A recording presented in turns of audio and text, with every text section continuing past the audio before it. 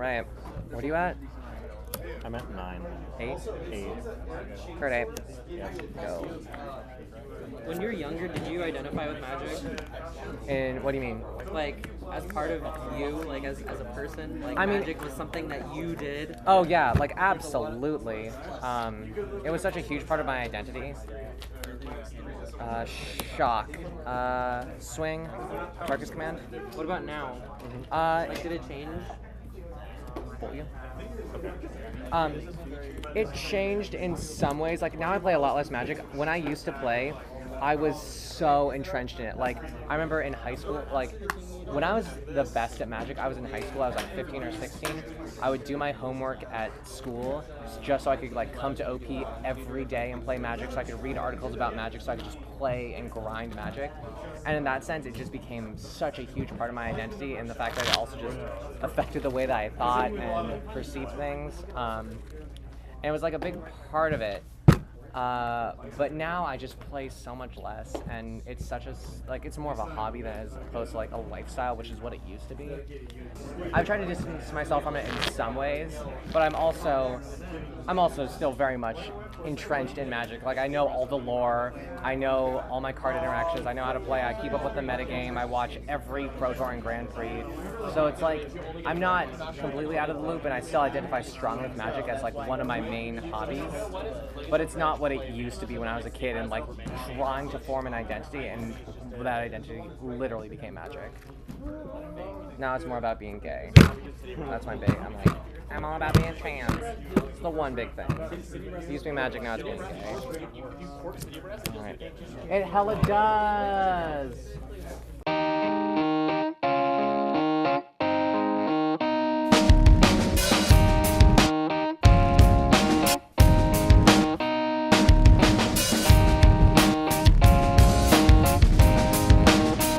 Untap, draw. Actually, same thing. I'll hold off for a Japanese one too. That's Korean. What? We might get kicked out. What do you mean kicked out? Oh. Oh yeah. With him over there. I was at. Would you say you're fortunate in this community? Oh my god, impossibly. I'm so privileged. My experience is so unlike any other trans woman in Magic. It's ridiculous. Really? Oh yeah, I started in this community as a 14-year-old kid and like was inoculated in toxic masculinity. Then I left, came back as a girl. I was kind of like, hey, just everyone knows me. It doesn't matter. They all know I'm a good player. I don't have to prove myself. And so it was a lot easier than it would have been like entering the community as a trans girl. I just came back and it's like, oh hey, by the way, I'm a girl now. So it was a lot easier. Also, I was at what, 15? When I took 6. I had taken 2. I was at 19. Then I took 3. I was at 16. I took 6. I was at 10. Yeah. So 3, 8. Yep.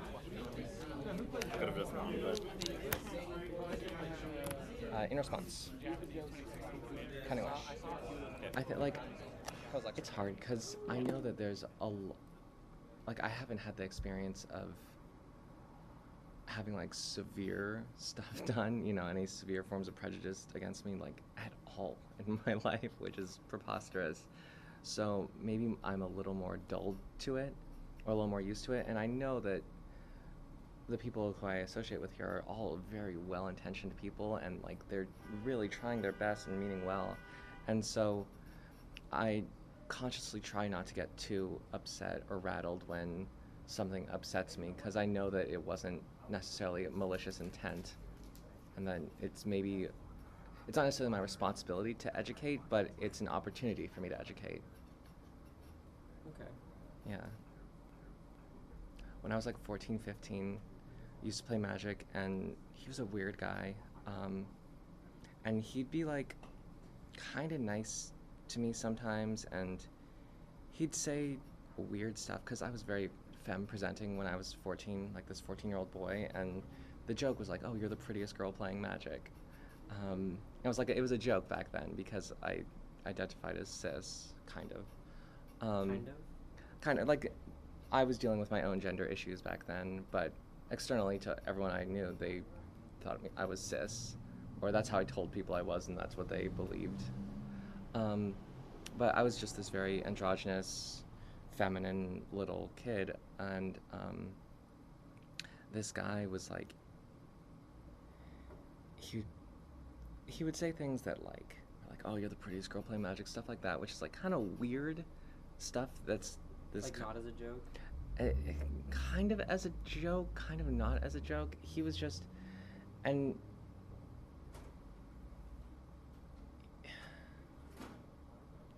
he was really like not appropriate in the way. I was a really small kid, and he was like this 6 foot something guy. I used to be like so short, and he would like pick, and like he could pick me up very easily, and like he like would And he hit, would? he would pick me up, he would hit me, he'd like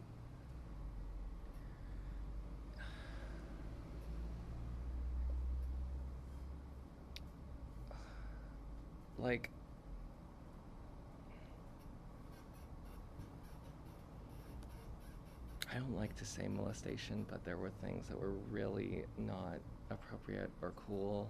Mm-hmm. I had a lot of people say that I should have like pressed charges against him or done something.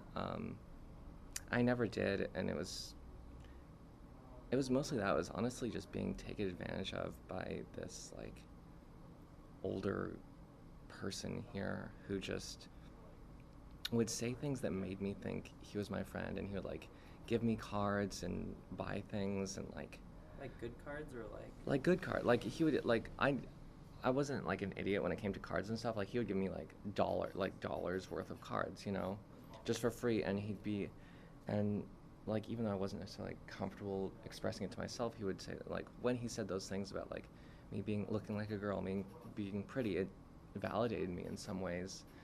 So I would continue to hang out with him, and then he would just be really shitty and inappropriate and like physically hurt me and do all these horrible things. Was this in public or was This was in public. This was here. It happened in front of the store owner multiple times. It happened in front of workers here multiple times, but he was friends with like the workers here, so they didn't really. They were saying, "Oh, that's just Johnny being Johnny," and that was. I mean, that sucked. That sucked a lot. But since then, I mean, I haven't seen him in years. I've like completely removed him from my life and stuff, and he's really the only negative experience I've had playing Magic. And even then, it could have been like so much worse. If you had to move, Mhm. how comfortable would you be like integrating yourself into the Magic community in a new place? I don't know. That's a good question. I think it would mostly depend on the location. When I've integrated myself into other Magic communities, besides this one, it was always presenting Mask, and it was so easy then because I would just roll in and be like, "Hey guys, what's up? Like, tell me about your deck. Oh, this draft looks sick," and just immediately pick up those sorts of conversations that every Magic player has and are really easy to fall into. And I've made friends in Magic communities just like immediately, and I feel like there's environments where I could absolutely do that again, presenting femme, having transitioned. But I also feel that it's a lot more caution um, in that sort of entrance. So I think what I might do is like try. Whereas I would have the last time I integrated myself into a Magic community, I showed up by myself, no friends, and by the end of the night, I was hanging out with a table of the most competitive players talking shit. And now I feel like I would have to do that over the course of days or even weeks with another person, just because there's that added factor of there might be someone who is uncomfortable with me to the point of being inappropriate or like not necessarily physical, but just not treating me in a way that makes me feel comfortable. So I think that's changed. I feel like I could do it in most communities in California, but again, I've lived in this little bubble my entire life. So if I ended up somewhere in, you know, somewhere that isn't California, somewhere that's less progressive, I don't want to generalize other other states, but somewhere maybe that's more in the middle of the country that's less liberal, I might not even try to enter that community or try to find ways of playing Magic without having to go to a public space to do it. Okay.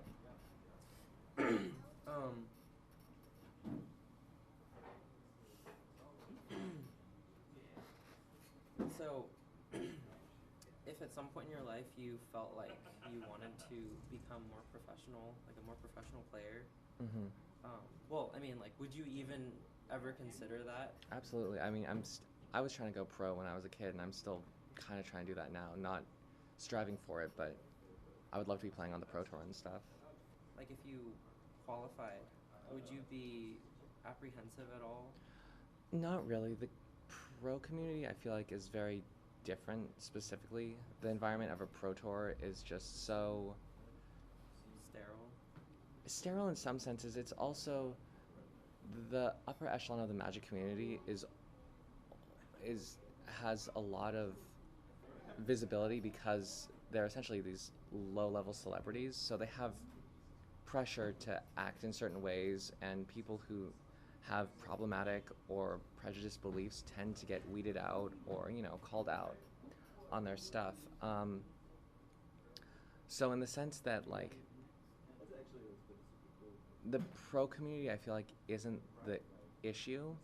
I think my only issue would be being more visible is just kind of scary, because the internet is terrifying a lot, especially when you aren't controlling your audience. When you're kind of just thrown in front of a camera and you aren't sure exactly who's watching, you have a rough idea. I think that would be the scariest part. But even then, I think it would be okay. The Magic community, especially Wizards, has been working really hard. Wizards of the Coast is the company that owns and produces Magic. They've been working really hard to advocate for minority groups in Magic and have been really doing their best to quash problematic, you know, players and perceptions and cultures within the community. So even though it would definitely be like kind of scary, I would still do it. Like, I used to stream, like, not, you know, get maybe like 20 viewers type thing, nothing big, but I don't do drafts streaming drafts, streaming like Cube, yeah, just streaming Moto essentially, Magic the Gathering online. So I would do that, and now I haven't done that in a while, and I've specifically been waiting until I'm more passable and like my voice is better and all these things. So like there is apprehension, there is a bit of fear in playing and being public about it and being more visible, but I also feel like I'm starting to get more to a space where I'd feel comfortable with that. If you had asked me that question a few months ago or a year ago, I would have said no because of that, but yeah. So frustrating. You're getting so lucky. It's so, like, you just have Caracas literally every time. I play 3. Okay, you still are drawing every single one. I'm also mulling them. Yeah, but you also don't, like, you aren't drawing your, like, Aether Vials or I your... know. I've drawn a ton of moms. Right, that's true. You had a mom, like, I had every two more game. moms in house. But you're having goddamn Caracas every game. Ugh. Where are my omnisciences? That's all I want. I'm like, I want an omniscience for every time. Every time you draw a Caracas, I get an omniscience. That's how it works, right? All right. I'll be on the play. Stop telling me this is good matchup. It just makes me mad. It's not. Because one's a combo deck. Right. Well, yeah, but I still have omniscience. Like, if I hit Omniscience, I just, like, crush. I also have Cunning Wish to, like, get Kozilek's return. All right. 1, 2, 3, 4, 5, 6, 7. I will keep. So what is the average experience for a trans girl? I mean, I think it's a lot more gatekeepery. Like, they have to fight to prove themselves as an intelligent person. Like, I know just as a girl entering magic, you have to be like, oh, hey, I'm smart. I'm capable, whereas when you're a guy, it's kind of assumed. I mean, that's just in general for everything. Like, now that I'm a girl, people just think I'm a absolute idiot, and it's kind of annoying that I have to prove myself. But in Magic, I had like a record, and people knew that I'm like, oh, hey, that kid like top 8s Pro Tours and shit, or not top Pro Tours, PTQs and shit. Like, I do well at events. So in that sense, I didn't have to do that work and that labor. Plus, I also had a friend group. Introducing yourself as a girl to a friend group is hard too, because there's that natural barrier of like otherness. And there's also a really strong gay Magic community here, and that was really helpful. Right behind you there, that big old gay boy. So that was really helpful to have, but it's also, I mean, and a lot of girls just don't have that experience because they're entering as girls. And who is it? Emma Handy. She was this girl who was doing really well on the SCG tour, and like she transitioned, but because she was in, where does she live? I thought she was on the East Coast. She's somewhere in the East Coast. She got a bunch of hate. She got a bunch of hate just locally and stuff, and I haven't even experienced that here. Like, people don't even misgender me here. It's preposterous. It's a haven here, so it's really nice, but it's also not realistic of most trans experiences. I'm gonna keep. Let's see. I'm also gonna keep that on top. And pass her.